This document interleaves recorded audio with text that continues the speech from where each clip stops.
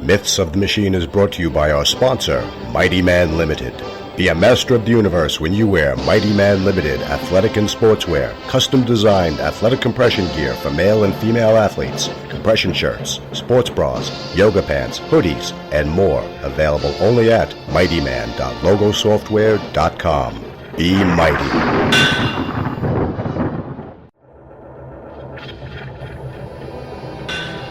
Since the time when men gathered around campfires and told tales of the warriors who challenged the monsters that gather in the dark. The mighty men who fought alongside the gods, some rising to victory, others falling to the abyss. These are the heroes who became the myths of the machine.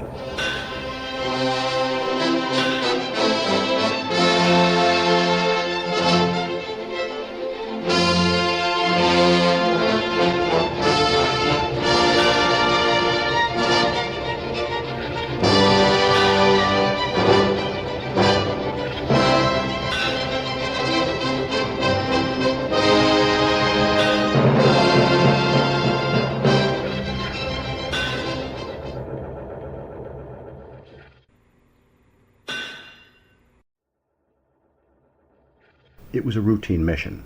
The soldier was relaxed before the order was given and the operation began. His team would be flown to the target location on ultra-secret aircraft, and they would use glider packs instead of traditional parachutes to make silent landfall. Once on target, they'd proceed to the enemy's secret bunker laboratory, clear all enemy personnel on site, extract all scientific and strategic military data, then sanitize the site, removing all traces of their intrusion, including the very bunker, from the face of the Earth. Once this mission was complete, the next satellite photo of the region would show only a fresh crater the size of 3 football gridirons. The mission was simple. The rules of engagement were specific. Scorched earth. The cabin ready light flashed, then remained solid yellow.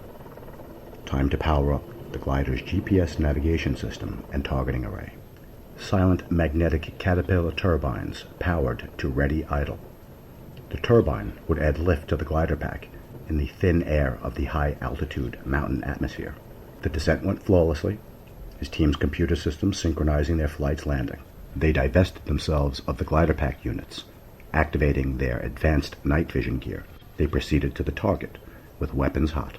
The team's progress was monitored by a strategic command with their onboard camera broadcast systems and with the aerial drones circling overhead, which also provided the jamming of the radio cell phone signals that might try to warn the target's associates of their covert incursion at the secret lab. Intel told them the site was soft, minimal security and armament, but their personal systems were indicating something quite different. 2 troop carriers, an APC, and sentries, also equipped with standard night vision.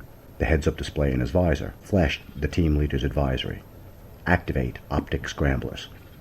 Without looking, his finger pressed the activation node on his forearm keypad.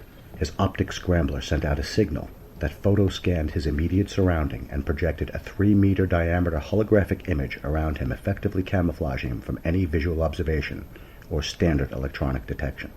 His team would proceed to target securely out of sight of the enemy defenders. The heads-up display delivered new commands for the soldier and his teammates as they were assigned new targeting orders before taking the bunker. They would each take a zone, clear it, then any target of opportunity. The silent display indicated the mission time and the new targeting information specific to him, with similar details of his teammates' targets and projected movements. Things were about to get hairy as the firefight would commence in 5, 4, 3, 2. The soldier's visor display showed his teammates identified on the screen as Units 2 and 4, but nicknamed Tin Man and Tonka, respectively speaking, as they unleashed a salvo of shoulder-mounted rocket-propelled grenades. Once the shoebox-sized magazine launcher units were emptied of their cargo, the unit detached from Tin Man and Tonka's shoulder harnesses, falling to the ground, and in 5 seconds ignited the second charge, which would turn the secret technology into a piece of unidentifiable metal slag. Enemy R&D would not have anything to reverse engineer and deploy against the soldier's nation. The troop vehicle and APC exploded in a shower of white phosphorus light. The smaller vehicles and the bunker's motor pool were also targeted and destroyed. Units 1 and 5, Steel and Tank, placed magnetically held charges that blew the bunker's twin doors open and cleared a 20-foot path inside the bunker, smashing any defenders standing too close to the careening metal armor. The soldier's heads-up unit flashed an LED green arrow. He proceeded to take point, lead position on the dynamic entry. His superiors and the intel boys would watch the soldier engage the hostiles who Command insisted were not there, take defensive positions inside the bunker. Steel and Tank flanked the soldier as he proceeded in the direction his indicator directed. The lab and enemy database would be through the last set of metal blast doors. Tank would activate the blast door's control. The soldier and Steel would eliminate anybody unfortunate to be standing in the secured area. The soldier almost felt bad for the eggheads in their lab coats, but after what he and his teammates had personally experienced due to these scientists' work, that same technology would not be allowed to be deployed against his countrymen. It was all the reason the soldier needed to suppress the momentary feeling of compassion he felt for the other living human beings. Tin Man and Tonka had taken positions at his 6 and would protect the advanced unit's back. As Tank activated the door's entry system, hydraulic pistons pushed and pulled in antagonistic motions, pulling the heavy blast doors apart. As the doors parted, the soldier could see instantly this was no R&D lab. It was a secret armory that held the monstrous battletech already conceived and made real. The soldier and his companion stood looking at an advanced and heretofore unknown weapons platform that looked like a tank in design, only as large as a 2-story building, and it was floating on some sort of maglev or gravitation pulse energy projection. Flanking the floating super tank were 22 enemy fighters in what looked like combat armor similar to his own. 5 versus 20 similarly outfitted fighters and an unknown weapons platform is not what the soldier or his team had expected, but they would not let the unexpected development deter their mission any longer. So the soldier opened fire on the grouping of armored fighters his battletech had assigned, Tank and Steel unleashing fury on their predetermined targets. Thousands of miles away, officers in Strategic Tactical Command watched as the battle played out on monitors, providing the individual perspective of the elite fighting unit and the multi-band sensors of their own drones and military satellites flying overhead. They watched silently as their secret weapons tore through now revealed enemy armor. The armored fighters dropped or blew apart as the soldiers' team's superior firepower penetrated their enemy's best R&D tech. The sense of satisfaction was beginning to build in the soldier and his team as they concentrated fire on the remaining enemy combatants. As the last of the enemy fighters fell, the soldier and his team looked to each other. Instead of relying on the visors to inform them of each other's status, a silent thumbs up from Tank, another from Steel. The soldier returned the gesture to his compatriots and looked to Tin Man and Tonka. Tonka flashed his thumb, while all 4 now turned to look at Tin Man, reloading his weapon. As his ammunition clip snapped into place, he looked at his teammates and displayed an erect digit. They were all good. In the chaos, they didn't take note of the floating tank. It simply floated there. Command began piping new orders into the soldier's headset. They would breach the unknown weapons platform and collect usual data. As the orders were being announced, the quintet did not notice that the floating tank's main gun muzzle lowered and point at the soldier and his fellows. The orbiting satellites picked up a huge energy spike in the region. As the region surveilled was occulted by a huge flash of light. Then nothing. The bunker was no longer on their monitor screens, only plumes of skybound smoke. The soldier floated in and out of consciousness as he was loaded onto the critical care air transport ship. "Don't worry, son. We're going to patch you right up." The soldier knew it was bad. The flurry activity of around him was all too telling. He wasn't sure what had happened, but he knew it was bad. He tried to move, but he was securely strapped to the medical gurney. His left arm felt the taut safety strap that secured it to the gurney, but he felt no such resistance on his right arm, only pain in his right shoulder.